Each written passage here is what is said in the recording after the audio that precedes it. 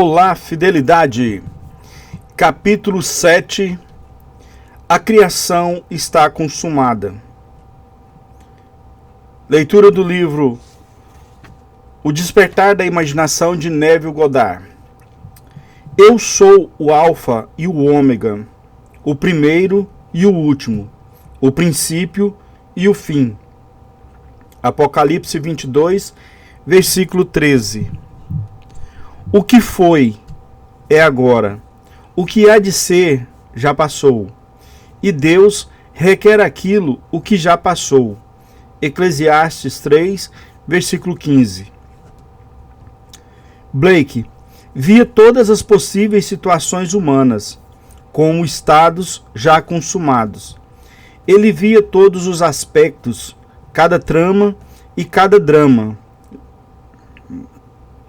já constituídos, como meras possibilidades, enquanto nós não estivermos incorporados a eles, mas como realidades supremas quando habitamos neles. Ele descrevia esses estados como esculturas dos salões perdidos. Distingui, portanto, os estados dos indivíduos nesses estados.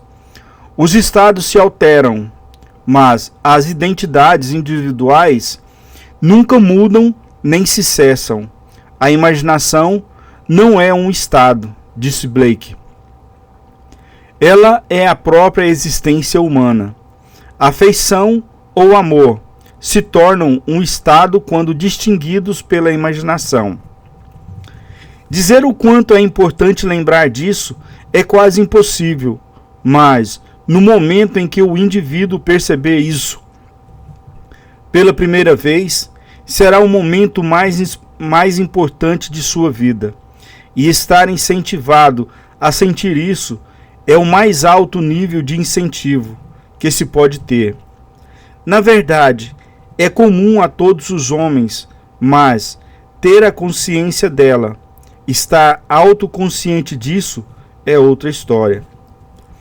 O dia que eu percebi essa grande verdade, que tudo no meu mundo é uma manifestação da atividade mental que se passa dentro de mim e que as condições e circunstâncias da minha vida só refletem o estado de consciência com o qual eu estou unido, foi o mais importante em minha vida.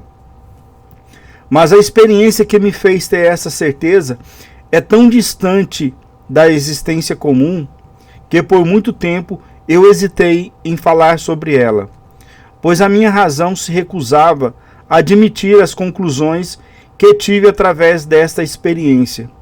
No entanto, esta experiência me revelou que eu sou soberano dentro da esfera do meu próprio estado de consciência e que é o estado com o qual eu estou identificado que determina a experiência que eu vivo. Portanto, isso deve ser algo a ser compartilhado com todos, pois saber disto é tornar-se livre da maior tirania do mundo, a crença nas causas secundárias. Bem-aventurados os puros de coração, pois eles verão a Deus. Mateus 5, versículo 8. Bem-aventurados aqueles cuja imaginação tem sido purificada das crenças nas causas externas. Eles sabem que a imaginação é tudo, e tudo é imaginação. Um dia, eu despercebidamente saí do meu apartamento em Nova York para uma zona rural de algum passado remoto. Quando entrei no salão de jantar de um grande hotel, eu me tornei totalmente consciente da situação. Eu sentia que o meu corpo físico estava imóvel em minha cama em Nova York. E ainda assim, aqui eu estava tão acordado e tão consciente como sempre estive. Eu sabia, intuitivamente, que se eu pudesse parar a atividade em minha mente, tudo diante de mim iria congelar. Logo que me ocorreu esse pensamento, veio em mim o desejo de experimentá-lo.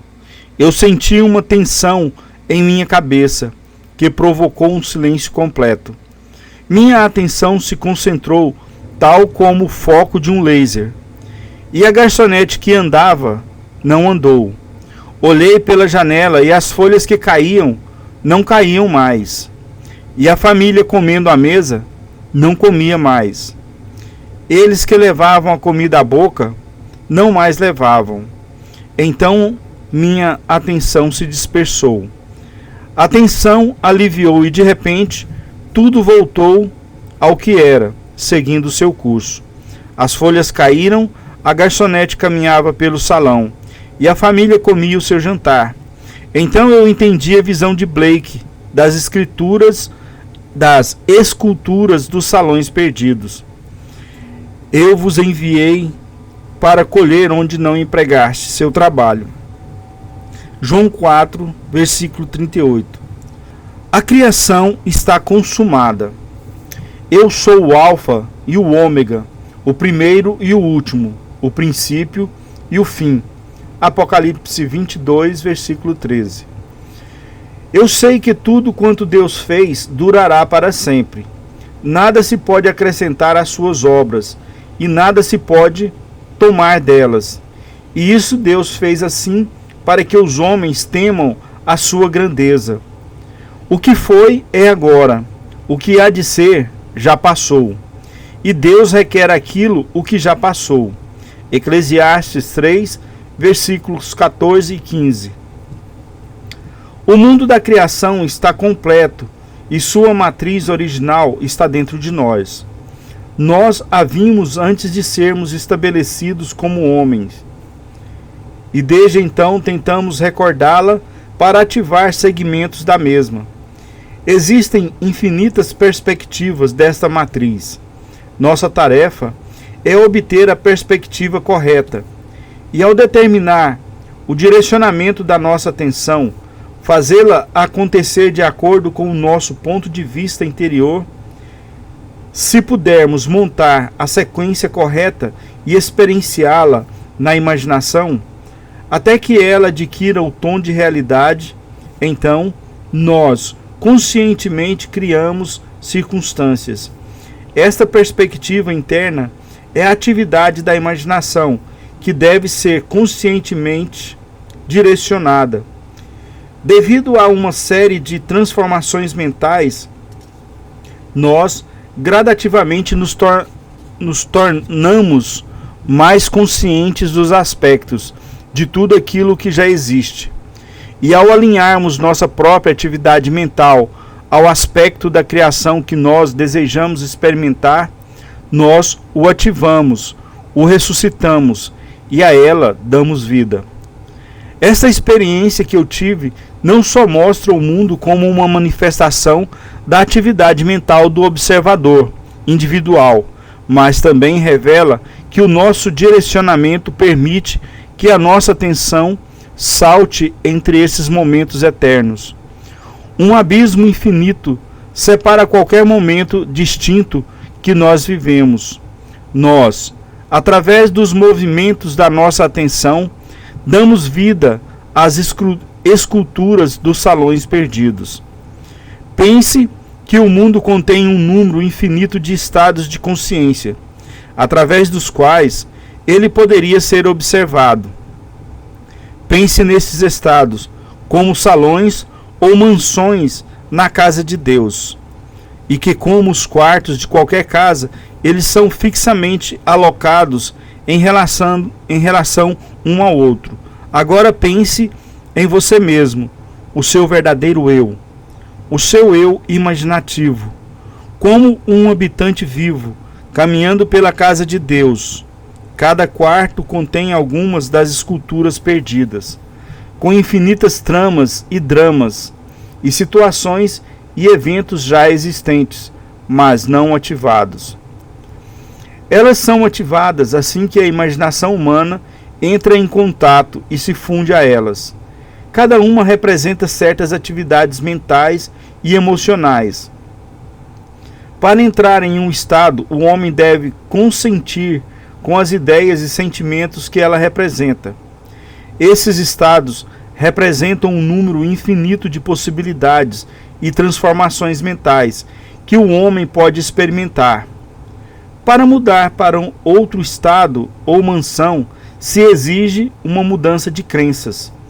Tudo o que você sempre desejou já existe e só espera pela correspondência das suas crenças. E deve ser uma correspondência equivalente, pois esta é a condição necessária, e somente por essa condição o estado desejado poderá ser ativado e objetivado.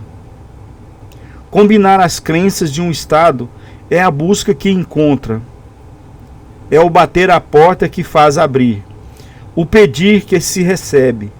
Entre e domine sobre a terra. No momento em que o homem corresponde às crenças de um estado qualquer, ele funde-se com esse estado, e esta união resulta na ativação e projeção dos seus aspectos, tramas, dramas e eventos. Este estado se torna a casa onde o indivíduo habita, pela qual ele vê o mundo. Este será o seu alicerce, e, se o indivíduo for observador, ele verá a realidade exterior se edificar de acordo com o modelo de sua imaginação. É pelo fato de termos nos acostumado a contemplar a nossa autoimagem que nós ficamos sujeitos às limitações dos nossos sentidos físicos e ficamos encobertos em corpos de carne e osso. É por isso que o despertar da imaginação é necessário, o retorno do filho pródigo que o nosso Pai espera. Porque a criação aguarda com ardente expectativa a manifestação dos filhos de Deus. Porém, a criação foi submetida à vaidade, não por sua vontade, mas por causa daquele que a sujeitou. Porque a própria criação também há de ser libertada do cativeiro da corrupção em que se encontra, recebendo a gloriosa liberdade outorgada aos filhos de Deus. Romanos 8, versículos 19, 20 e 21.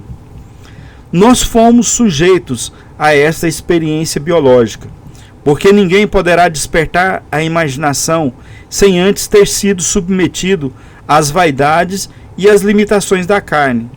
Quem não tomou a parte que lhe cabe da herança, quem não experimentou e provou este cálice da experiência, não se torna pródigo, e a confusão irá permanecer até que o homem desperte, e uma perspectiva fundamentalmente imaginativa sobre a vida lhe seja estabelecida e tomada como fundamento.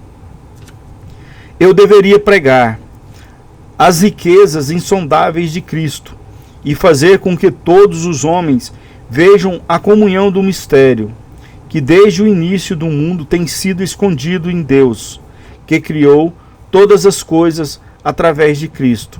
Efésios 3, versículos 8 e 9. Tenha em mente que Cristo em você é a sua imaginação. Assim como a aparência do nosso mundo é determinada pelo estado particular com o qual nós nos identificamos, da mesma forma nós podemos determinar nosso destino como indivíduos, fundindo nossa imaginação com os ideais que buscamos realizar. Da distinção entre nossos estados de consciência depende a distinção entre as circunstâncias e condições de nossas vidas. O homem que é livre na escolha do seu estado, muitas vezes implora para ser salvo do estado que ele mesmo escolheu. E vós reclamareis em alta voz contra o rei que vós mesmo tiverdes escolhido. Porém, o Senhor não atenderá às vossas queixas nesse dia. Contudo, o povo recusou-se a ouvir a voz de Samuel e exclamou: não teremos um rei sobre nós. 1 Samuel 8, versículos 18 e 19. Escolha sabiamente o estado ao qual você vai servir. Todos os estados não têm vida, até que a sua imaginação se funda a eles. Todas as coisas, quando são admitidas, são manifestadas pela luz. pois tudo que é feito manifesto é luz. Efésios 5, versículo 13. E disse Jesus: eu sou a luz do mundo. João 8, versículo 12. E disse ele também: vós sois a luz do mundo. Mateus 5, versículo 14. A luz pela qual essas ideias, as quais você consente, são manifestadas. Entregue-se ao seu ideal. Nada pode tirá-lo de você, senão a sua imaginação. Não pense no seu ideal, pense através dele. Somente os ideais através dos quais você pensa é que são sempre realizados. Nem só de pão vive o homem, mas de toda palavra que procede da boca de Deus. Mateus 4, versículo 4. E a boca de Deus é a mente do homem. Alimente-se dos ideais que você deseja realizar.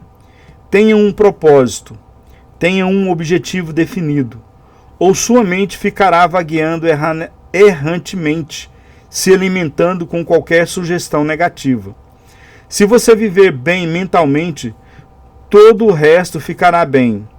Com uma mudança da sua dieta mental, você pode alterar o curso dos eventos que você observa. Mas sem essa mudança na alimentação de sua mente, sua história pessoal permanecerá a mesma. Você ilumina ou escurece a sua vida através das ideias que você consente. Nada é mais importante que as ideias que você consome. E você consome as ideias às quais você pensa. Se você notar que nada mudou em seu mundo, isso é um sinal claro que você não está seguindo fielmente a sua nova dieta mental, que você negligencia a fim de culpar as circunstâncias que o cercam. Você precisa de uma nova atitude sustentada. Você pode ser qualquer coisa que você almeja. Se você tomar essa concepção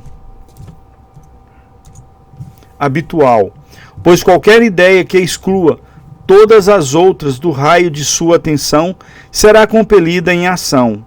As ideias e hábitos aos quais você recorre constantemente definem o estado ao qual você está fundido. Portanto, treine a si mesmo a ocupar mais frequentemente a sensação do seu desejo realizado.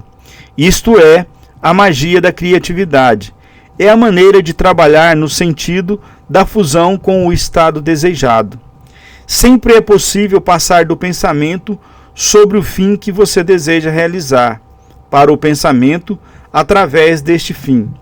Mas a questão crucial é pensar da extremidade. Pensar significa unificação ou fusão com a ideia. Considerando que no pensamento, através do fim, há sempre sujeito e objeto, o indivíduo que pensa e a coisa que é pensada, você deve imaginar-se no estado do seu pedido atendido, no seu amor por esse estado, e ao torná-lo vivo, pensar através de sua perspectiva e não mais sobre ela, você passa de pensar sobre para pensar através, concentrando a sua imaginação no sentimento da realização do seu desejo. Sempre é possível transcender o pensamento sobre o fim que você deseja realizar, para o pensamento a partir do fim que você deseja realizar. E a questão crucial é pensar a partir do fim, pois para pensar a partir do fim é necessária a unificação ou fusão com o seu ideal, enquanto que apenas pensar sobre o fim é o mesmo que separar o sujeito e o objeto. O indivíduo que pensa e aquilo o que é pensado, você deve imaginar-se no estado do seu pedido atendido e com o seu amor a esse estado, torná-lo vivo em você, pensando através e não sobre. Você irá transcender do pensamento sobre para o pensamento através ao ter centralizado a sua imaginação no sentimento da realização do seu desejo. Capítulo 8. A menina dos olhos de Deus. Qual a vossa opinião acerca de Cristo? De quem ele é filho? Mateus 22, versículo 42. Quando essa pergunta for feita a você, deixe a sua resposta ser: Cristo é a minha imaginação. E embora eu ainda não veja todas as coisas que obedecem a ele. Hebreus 2, versículo 8. Eu sei, mesmo assim, que eu sou Maria, de quem mais cedo ou mais tarde ele nascerá, e que finalmente tudo posso naquele que me fortalece. Filipenses 4, versículo 13. O nascer de Cristo é o despertar do homem interior, ou o segundo homem. É tornar-se consciente da atividade mental dentro de si, a atividade que permanece e estejamos conscientes dela ou não. O nascimento de Cristo não vai trazer ninguém de longe, nem trará à existência algo que não existia antes. Ela é a revelação do Filho de Deus no homem. Eis que ele vem com as nuvens. Apocalipse 1, versículo 7. Esta é a descrição do profeta sobre os raios dourados de luz que emanam da cabeça de quem ele liberta. Ele vem de dentro e não de fora, como Cristo em nós. Este grande mistério, Deus foi manifestado em carne. 1 Timóteo 3, versículo 16. Se deu desde o início do advento, e é apropriado que a limpeza do templo de Deus, que sois vós, 1 Coríntios 3, versículo 17, permaneça na vanguarda dos mistérios cristãos, pois o reino de Deus já está entre vós. Lucas 17, versículo 21. O advento é o desvendar do mistério do seu ser. Se você for praticar a arte da revisão por uma vida vivida de acordo com a sabedoria, com o uso imaginativo do seu discurso interno e das suas ações interiores, na confiança que, através do uso consciente do poder que em nós opera, Cristo despertará em você. Se você acreditar, confiar e agir com essa convicção, Cristo despertará em você. Este é o advento. Sem dúvida, grande é esse mistério da fé. Deus foi manifestado em carne. 1 Timóteo 3, versículo 16. E do advento em diante, aquele que tocar em vós, tocará na menina dos olhos de Deus. Zacarias 2, versículo 8. E aqui nós encerramos o livro O Despertar da Imaginação. E dá para perceber que você pode dominar a sua conversa interior. O que é aquela conversa interior? Você já viu que quando você não está ocupando a sua mente com alguma coisa, você está sempre falando com você, ela está sempre te falando: isso não vai dar certo, isso não vai funcionar, isso vai ser desse jeito. E de repente, quando você percebe isso e começa a mudar essa conversa interna, você começa a apropriar-se dessa imaginação em seu favor. E isso faz com que você alcance essa transformação de você ter Cristo agindo em você. Bem, sem dúvida, grande é esse mistério da fé. Deus foi manifestado em carne através da sua imaginação. Você quer queira acreditar ou não, assim é. Então, vamos tentar fazer de forma diferente, quebrar os paradigmas, as crenças que foi implantado em nós desde a nossa infância e mudar a nossa vida.